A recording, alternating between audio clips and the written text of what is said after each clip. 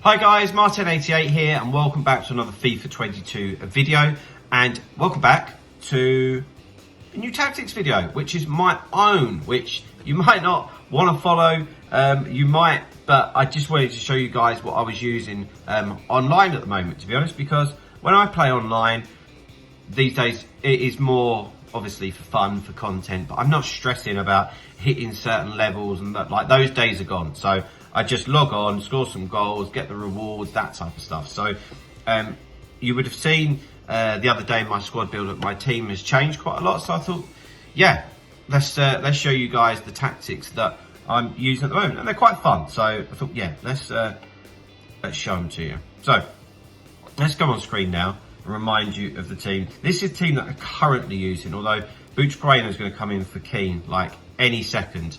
Although at time of watching, he could already be in. That's the truth. So let's go over to the custom tactics, because obviously my team is mainly steered towards squad battles.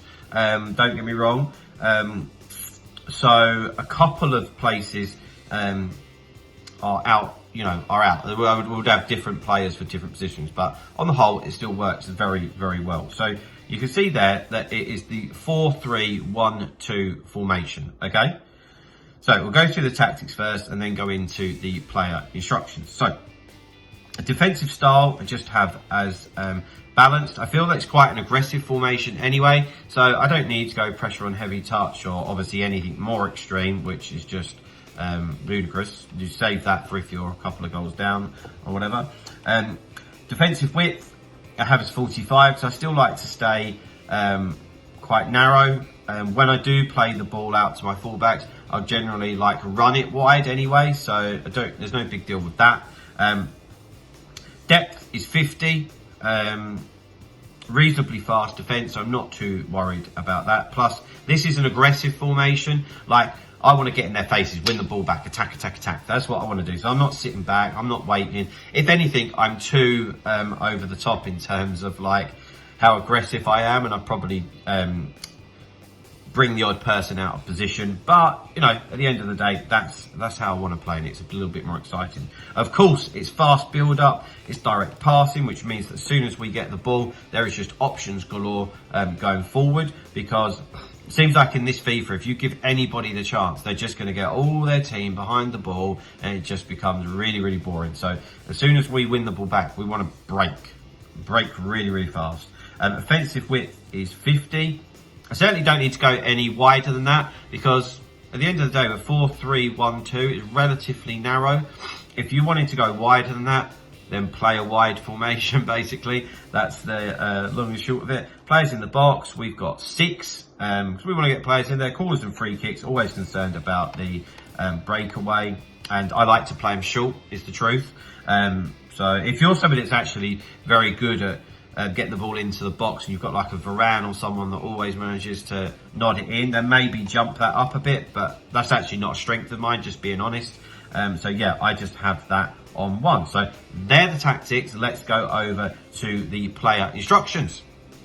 Okay, here we go, onto the player instructions. I'll go through like the players and if they're good in this formation or not as we go through the instructions, okay? But in defense, like it would be for any formation really, unless you're like super attacking. Obviously centre backs want to stay back while attacking, but also so are the full backs, okay?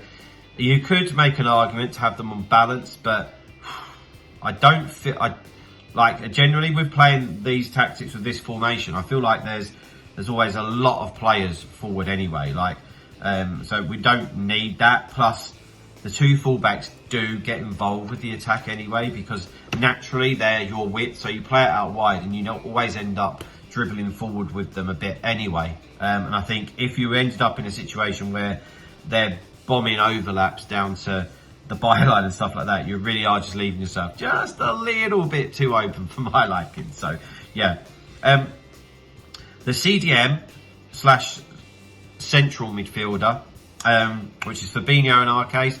Ideal would be Renato Sanchez for me, but I just can't really fit him in, but I will try and get that done. stay back while attacking and cover centre. You need someone in amongst the madness just to sit there and say, hey, you know, I'm the stable one here. I'm the linchpin of the team. I'll hold it together. And for me, that is Fabinho, but who can also attack as well. Like, that's an important thing. That's why I like Renato as well. But you could just have a stopper in there, like Vieira, Fofana, Kante, something like that as well. Okay, left CM and right CM. So I like having a balance, really. And that's one of the reasons why I still have Fred, which maybe is a little bit naive, but it's just for my mentality, really. So I have Fred on the left because he's left-footed, and we will have balanced attack and cover centre. I like to keep players in the central of the pitch, just so it's not so easy for people to attack. I prefer for them to go down the wings, especially where I've got like Team of the Year Cancelo, who will gobble them up. And I've got Semedo at the moment, but if and when I can get Team of the Year Hakimi in, I'm more than happy for people to go down the wings. Absolutely happy with that. So we have Fred there, and then on the right central midfielder spot, we've got Ronaldinho, who, this is quite a deep lying position for him, but I get him involved with the attack so much. It's just from a deep lying position that he creates, and he's so agile and tricky on the ball. You could say, why don't you play him at cam? But it's just with the players that I've got, he fits that quite nicely. Fred's a little bit more defensive, and Ronaldinho is obviously a lot more attacking, which is fine. So in at cam, I could have manoeuvred this any way that I wanted, but I have Jota as cam, basically because of the 5-star weak foot, so he can just go either way with his shoot, and he's actually really very good online. I like him a lot. Plus, he's still going to get that extra pace boost relatively soon anyway, and he's not that expensive, so I really, really like him. Then, like I said, with Robbie Keane, this is now going to be Butragueno, and I just don't have anything on the strikers. Just leave them be. I just want them to play naturally, and that goes for the whole of the front three, really. And then on the right, this really isn't ideal having Sterling, but there isn't too much choice with what I want to do, and he is obviously very fast and very agile, very nippy, but his finishing does let him down, which is a problem. So in terms of online, yeah, that's something I need to sort out, but it does hinder my squad battles team quite a lot if I don't have him in there. So yeah, that's the long and short of it. So guys, it's really fun formation, really attacking. I get my 11 champs wins done in like 3 hours, 4 hours, playing that way. So yeah, feel free to give it a whirl. I'm sure at this stage you've tried out loads of different formations, but it was more just me showing you guys what I'm using. That's all. So yeah, there we go. Drop a like on the video, subscribe to the channel if you haven't already, and I'll see you guys very, very soon. See you later, guys. Bye-bye.